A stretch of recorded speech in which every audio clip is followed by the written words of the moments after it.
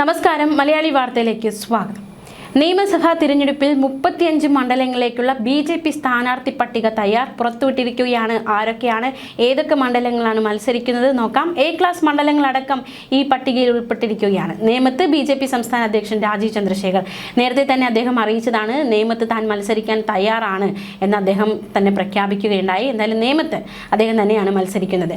വട്ടിയൂർക്കാവിൽ പ്രഥമ പരിഗണന R ശ്രീലേഖയ്ക്കാണ്. പക്ഷേ R ശ്രീലേഖ നേരത്തെ തന്നെ വ്യക്തമാക്കിയിട്ടുണ്ട്, താൻ നിയമസഭാ തെരഞ്ഞെടുപ്പിൽ മത്സരിക്കുന്നില്ല, തനിക്ക് അതിനുള്ള സാമ്പത്തികമായിട്ടുള്ള ബുദ്ധിമുട്ടുകളുണ്ട്, അത്തരത്തിലുള്ള ചില അസൗകര്യങ്ങളൊക്കെ നേരത്തെ തന്നെ വ്യക്തമാക്കിയിട്ടുണ്ട്. എന്നാലും വട്ടിയൂർക്കാവിൽ ഒരു പ്രഥമ പരിഗണന R ശ്രീലേഖയ്ക്കുണ്ട്. എന്താണ് തീരുമാനം, അത് വരും ദിവസങ്ങൾ അറിയുവാൻ സാധിക്കും.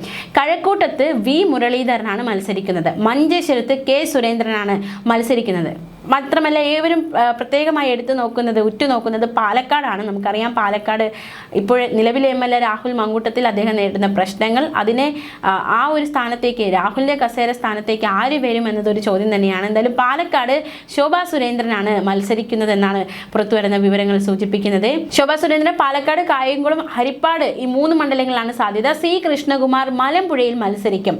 നിലവിൽ മത്സരിപ്പിക്കേണ്ടവരുടെ സാധ്യത പട്ടികയിൽ മുൻ ഗവർണർ PS ശ്രീധരൻ പിള്ള ഇല്ല എന്നതും ഏറെ ശ്രദ്ധേയമാണ്. എന്തായാലും ഓരോ മണ്ഡലത്തിലും 3 പേരുകൾ വീതമാണ് പരിഗണനയിൽ. ഇനി ഇതുമായി ബന്ധപ്പെട്ടുള്ള നിർണായകമായ ഒരു വ്യക്തത, ഒരു ചിത്രമൊക്കെ ഇനി വരും ദിവസങ്ങൾ ഉണ്ടാകും. എന്തായാലും മണ്ഡലങ്ങൾക്ക് BJP സ്ഥാനാർത്ഥി പട്ടിക ഇപ്പോൾ പുറത്തു വന്നിരിക്കുകയാണ്.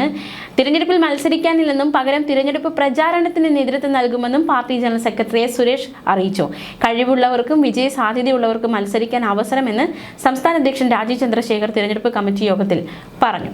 എന്തായാലും പട്ടികയൊക്കെ തയ്യാറായി കഴിഞ്ഞു. BJP അവരുടെ വമ്പന്മാരെ കളത്തിൽ ഇറക്കി കഴിഞ്ഞു. ഇനി LDF ആരെയൊക്കെ ഇറക്കും, UDF ആരെയൊക്കെ ഇറക്കുമെന്നാണ് രാഷ്ട്രീയ കേരളം ഉറ്റുനോക്കുന്നത്. ആരൊക്കെയാണ് മത്സരരംഗത്തേക്ക് ഇറങ്ങുക എന്നതും ഒരു ചോദ്യം തന്നെയാണ്. ഈ തിരഞ്ഞെടുപ്പ് ഒരുക്കങ്ങളുമായി കോൺഗ്രസ് മുന്നോട്ട് പോവുകയാണ്. പാലക്കാട് സീറ്റ് ആര് മത്സരിക്കും? ഇപ്പോൾ BJP അവിടെ ശോഭാ സുരേന്ദ്രനെയാണ് പരിഗണിക്കുന്നത്. അപ്പോൾ ഈ കോൺഗ്രസ് ആരെ ഇറക്കും എന്നതൊരു ചോദ്യം തന്നെയാണ്.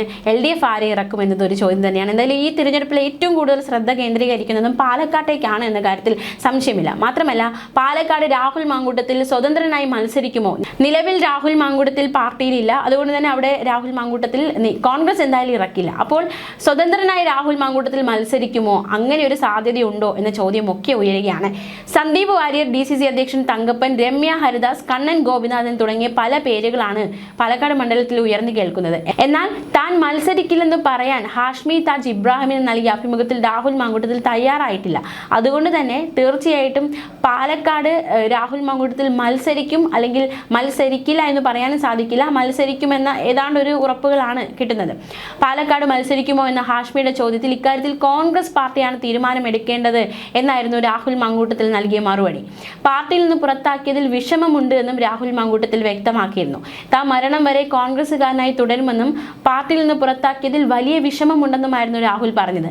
പാർട്ടി എന്ത് ഉത്തരവാദിത്വം നൽകിയാലും അത് അനുസരിക്കാൻ താൻ തയ്യാറാണെന്നായിരുന്നു രാഹുൽ മാങ്കൂട്ടത്തിൽ പറഞ്ഞത്. കോൺഗ്രസ് പാർട്ടിയാണ് തന്നെ പുറത്താക്കിയത്, തന്റെ മനസ്സിൽ നിന്നും പാർട്ടിയെ പുറത്താക്കിയിട്ടില്ലെന്നും പറഞ്ഞ് രാഹുൽ കോൺഗ്രസുകാരുടെ മനസ്സ് പിടിക്കാനുള്ള ശ്രമം നടത്തിയിട്ടുണ്ട്. അപ്പോൾ നമുക്കറിയാം, അതായത് തന്നെ ഏറ്റവും അധികം വേദനിപ്പിച്ചത് പാർട്ടി തന്നെ പുറത്താക്കിയതാണ്. തന്നെ വലിയ രീതിയിൽ വേദനിപ്പിച്ചു. തന്നെ പാർട്ടി പുറത്താക്കിയെങ്കിലും തൻ്റെ മനസ്സിൽ നിന്ന് ആ പാർട്ടിയെ പുറത്താക്കാനാകില്ല എന്ന് രാഹുൽ പറയുമ്പോൾ അത് ഒരു കോൺഗ്രസ്സുകാരനായി തന്നെ തുടരാനാണ് രാഹുൽ മാങ്കൂട്ടത്തിൽ ആഗ്രഹിക്കുന്നത്. അങ്ങനെയെങ്കിൽ രാഹുലിൻ്റെ ആഗ്രഹം അനുസരിച്ച് പാർട്ടിയിലേക്ക് തിരിച്ചെടുക്കാനുള്ള സാധ്യത ഉണ്ടോ, മത്സരിപ്പിക്കാനുള്ള സാധ്യതയുണ്ടോ? ആ ചോദ്യത്തിന് ഇവിടെ പ്രസക്തിയുണ്ട്. ആരോപണങ്ങൾ ഉണ്ടായപ്പോൾ തൻ്റെ ഭാഗം കേൾക്കാൻ പാർട്ടി തയ്യാറാകാത്തതിൽ സങ്കടമുണ്ടെന്നും ഒരു പാർട്ടിക്കാരനെ സംബന്ധിച്ചിടത്തോളം സംഘടനയുടെ ഭാഗമല്ലാതെ പുറത്തു നിൽക്കേണ്ടി വരുന്നത് വലിയ ശിക്ഷയാണെന്നും രാഹുൽ പറഞ്ഞിരുന്നു. തന്നോട് ഇപ്പോഴും ജനങ്ങളുടെ സ്നേഹമുണ്ടെന്ന് പറഞ്ഞു വെക്കാനും രാഹുൽ തയ്യാറായി. ഒരു മറുപടിയും ഇല്ല പറയാതെ നിശബ്ദനായി ഇരുന്നിട്ട് തന്നെ സ്നേഹിക്കുന്ന നിരവധി പേരുണ്ട്. അമ്മമാരും മറ്റ് സാധാരണക്കാരും തനിക്ക് വേണ്ടി വഴിപാടുകൾ നടത്തുന്നതും കത്തുകൾ അയക്കുന്നതും കാണുമ്പോൾ വലിയ കുറ്റബോധം തോന്നുന്നുണ്ടെന്നും രാഹുൽ അന്ന് പറഞ്ഞിരുന്നു. എന്തായാലും പാലക്കാട് രാഹുൽ മാങ്കൂട്ടത്തിൽ മത്സരിക്കാനുള്ള സാധ്യത വളരെ കൂടുതലാണ്. എന്തായാലും അത്തരത്തിലൊരു സ്കോപ്പ് ഉണ്ടോ എന്നാണ് ഏവരും ഉറ്റുനോക്കുന്നത്. എന്തായാലും മണ്ഡലത്തിൽ രാഹുൽ മാങ്കൂട്ടത്തിന്റെ പകരക്കാരൻ ആരാകും എന്നതിൽ കേസിൽ കോൺഗ്രസിൽ അന്തിമ തീരുമാനമായിട്ടില്ല. മൂന്നാമത്തെ പീഡനക്കേസിൽ ജാമ്യം കിട്ടിയതോടെ രാഹുൽ സ്വതന്ത്രനായി മത്സരിക്കും എന്ന സാധ്യതയും മുന്നിൽ ഉയരുന്നുണ്ട്. അതേസമയം മത്സരിച്ചില്ലെങ്കിലും പ്രചാരണത്തിൽ രാഹുൽ നിറഞ്ഞു നിൽക്കാനുള്ള സാധ്യതയുമുണ്ട്. അങ്ങനെ നിറഞ്ഞു നിന്നാൽ പാർട്ടി വിലക്കുമോ എന്നതും ഒരു ചോദ്യം തന്നെയാണ്. ജാമ്യത്തിൽ ഇറങ്ങിയാലും 2 വർഷത്തിന് മേലെ ശിക്ഷ കിട്ടിയാൽ അംഗത്വം നഷ്ടപ്പെടും. രാഹുൽ സ്വതന്ത്രനായി മത്സരിക്കുമെന്ന വിധത്തിൽ നേരത്തെ വാർത്തകൾ വന്നതാണ്. എന്നാൽ ഇതിനിടെയാണ് അറസ്റ്റിലായത്. ഇതോടെ രാഹുലിന്റെ ഇഫക്റ്റ് മറികടക്കുന്ന ആളെ വേണം കോൺഗ്രസ് അവിടെ നിർത്താൻ. ഇപ്പോൾ നിലവിൽ കോൺഗ്രസ് ആണ് പാലക്കാട് ഭരിക്കുന്നത്. അതും രാഹുൽ മങ്കൂട്ടത്തിൽ MLA, അതായത് പാർട്ടിയിൽ നിന്ന് പുറത്താക്കി. സംഭവ വികാസങ്ങളൊക്കെ നമുക്കറിയാവുന്നതാണ്. അപ്പോൾ രാഹുലിനെക്കാട്ടും വലിയവനാ അല്ലെങ്കിൽ രാഹുലിനെ വെല്ലാൻ പറ്റുന്ന ഒരാളെ തന്നെ കോൺഗ്രസിന് ഇറക്കണം. അപ്പോൾ വലിയൊരു സമ്മർദ്ദം പാർട്ടിക്ക് ഉണ്ടാകും. രാഹുലിനൊപ്പം ഉള്ള ഒരു നേതാവിനെ അവിടെ ഇറക്കുക എന്നത് പ്രത്യേകിച്ച് നമുക്കറിയാം പാലക്കാട് ആരുടെ തട്ടകമായിരുന്നു എന്നതൊക്കെ നമുക്കറിയാവുന്ന കാര്യമാണ്. അതേസമയം രാഹുൽ വിവാദം മറികടക്കാൻ കെ മുരളീധരന് കഴിയുമോ? കെ മുരളീധരൻ പാലക്കാട് മത്സരിക്കുമെന്ന ഒരു അഭ്യൂഹമുള്ളത് കൊണ്ടാണ് ഇത്തരത്തിലൊരു ചോദ്യം ഉയരുന്നത്.